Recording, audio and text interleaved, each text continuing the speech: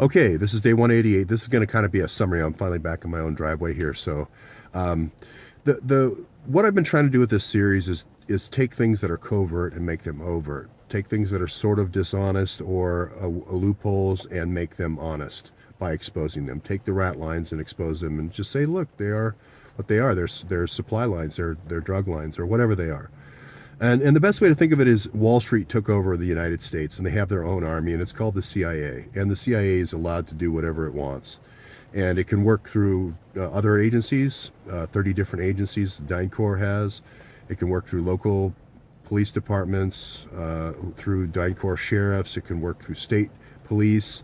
It can work through the IRS. It can work through basically any federal agency. And it can work through utilities, volunteers, just a myriad of different ways. There's no limit on how it can take its systems and implement them covertly. Okay, so if you look at that situation, let's just take the ranks of the military from private corporal to sergeant. Those are kind of what they call non-commissioned officers. Basically, if you die in war, they don't even add those up. They just say, well, those are casualties. They start using names when people die for real, when you get into the lieutenant and captain, the commissioned officers, because that's a different school. Usually you're talking about West Point and the Naval Academy and the Air Force Academy and so forth. And that's really where the intelligence services, or deep state, or whatever you want to call it, see themselves. So they basically compartmentalize all those non-commissioned positions in the different neighborhoods. So if I'm in South Central, I'm not going to hire a bunch of white guys. I'm going to hire black guys because it's mainly a black neighborhood. Or where I was in Euclid, mainly a black neighborhood. Or where I was in Philadelphia, mainly a black neighborhood. Or Hispanic neighborhood. When I go to Long Island, it's going to be the white neighborhood, and so forth. But the structure is basically, and I don't want to say, I'm going to use their words right now. It's kind of like the chimps. The chimps are the privates and the corporals, and the Harambes are the sergeants. The sergeants are the kind of the, top kicks, they call them in the military. They're the ones that are kind of the enforcers and make things go. They're the ones that have to kill people when things don't go right on the rat line. And they're basically recruited neighborhood by neighborhood. Those are the surveillance specialists 1 and 2s with the FBI. They're not really FBI. They're DHS. They're private contractors and so forth. But they could be hidden in a million different ways with private contractors. I can hire a landscaping firm to do surveillance. I can hire all the different tradespeople that can come into your home to do spying inside your house. And I'm not saying all these people are in that. I'm just saying this is how covert systems are done. Some are and some aren't, and that's what makes it a covert system. Again, if somebody wants to come forward and tell me what the $6.5 trillion, or I think it's up to $9 trillion are in the black budget that the DoD is spending, that they're not telling us about, then I'm more than happy. But that's their numbers. The Inspector General is their folks saying this. The other thing of exposing overt or covert systems and making them overt is looking at what the U.S. does in other countries and then just replicating it back to the United States. And if I look and see what they do in another 139 countries, and then I bring it back here and say this is what they're doing in the United States. So all these things that I write about and talk about come from lots and lots of memoirs from CIA people, lots of official documents, lots of projects and operations names in all these different countries.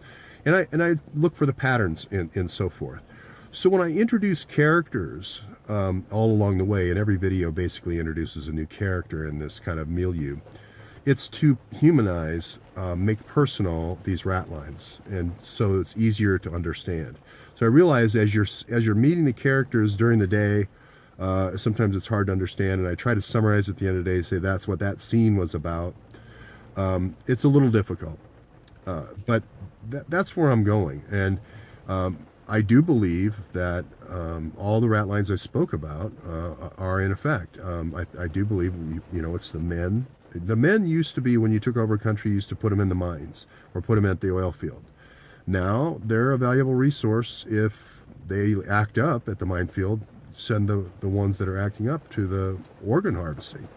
This has been going on for China for quite some time. Same thing with the women. Can immediately, the Yazdi's women is just the latest example.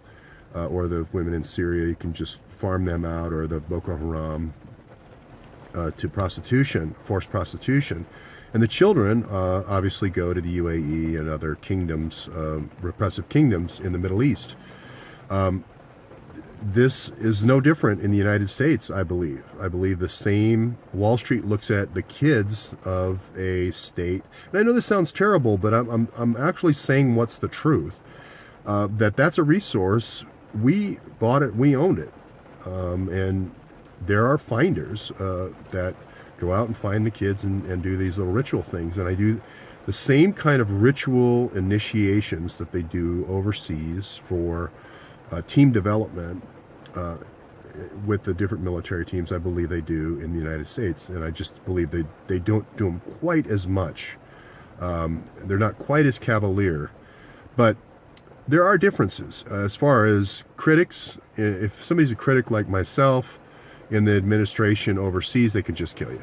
In Vietnam, just shoot you behind in an alley, or drone you or whatever. And here in the United States, they have to do different things. That's why COINTELPRO was invented. That's why Hillary and McCabe kind of regenerated COINTELPRO 2 with a lot of other people. But I'm just saying these are the faces of COINTELPRO 2, of domestic surveillance. And you just see basically the top of domestic surveillance right now in the U.S. with Snowden.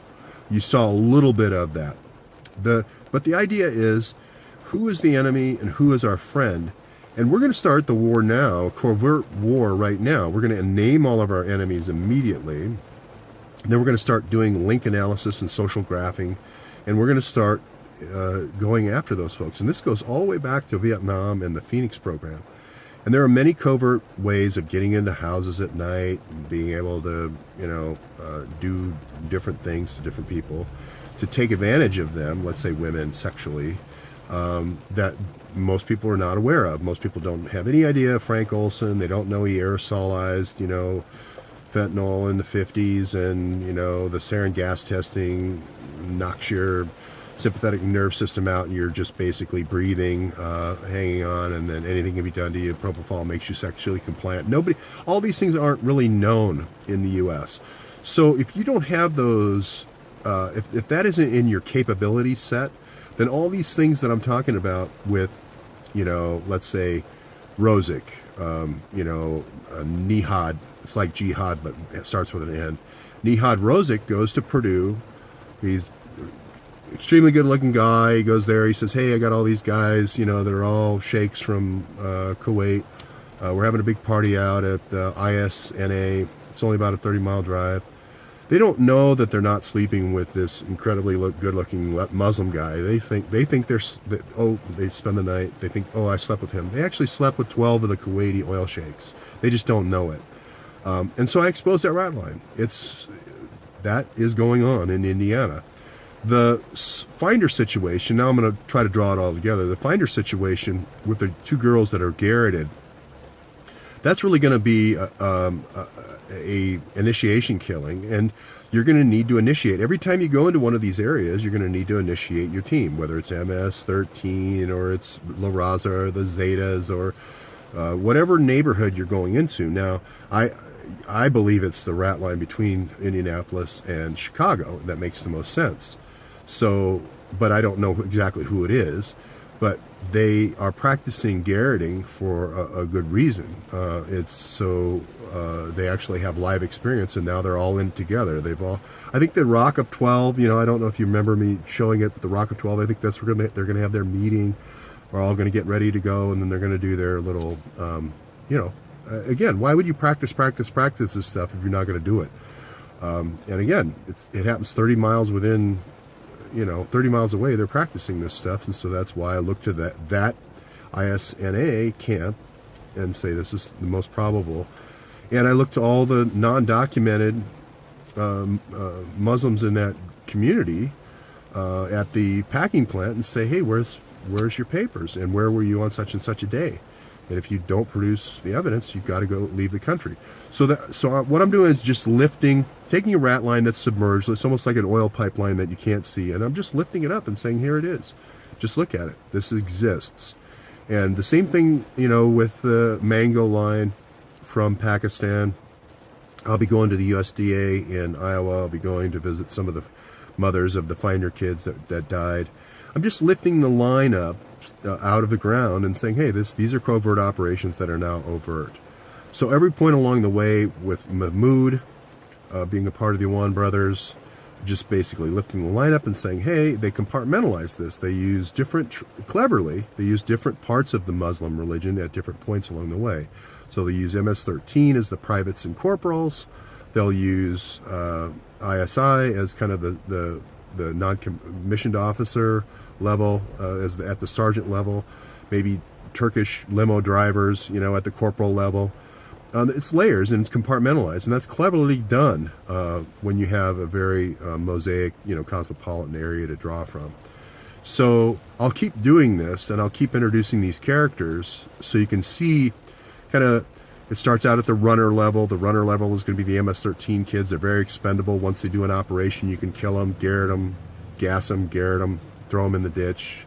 Very expendable at this point. They're extremely poor, coming in from extremely poor country.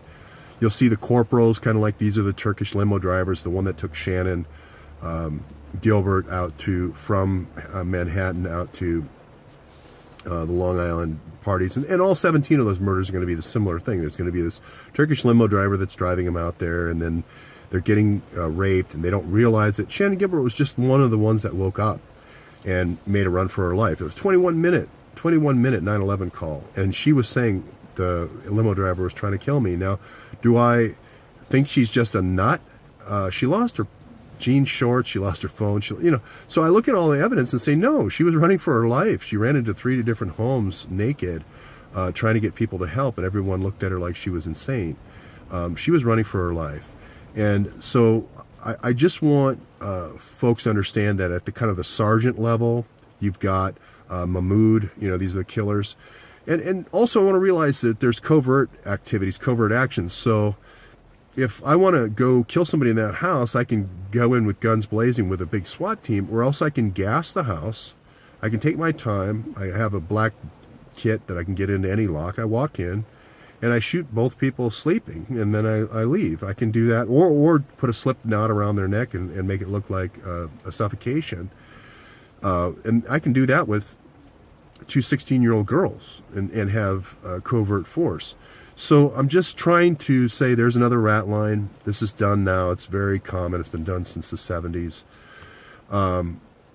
Same thing with the drugs, as far as the quarter watered down drugs and the half watered down drugs. I can very easily, if I control the different agencies and how services are meted out by the federal government, this is back to the Phoenix program in Vietnam again, then I can say, okay, who are the referring physicians in each state, in each of the 9 or 10 or however many VA regions are, and I can channel my resources to those doctors from the VA, as well as Medicare, as well as Medicaid, as well as major hospital systems, once I infiltrate them.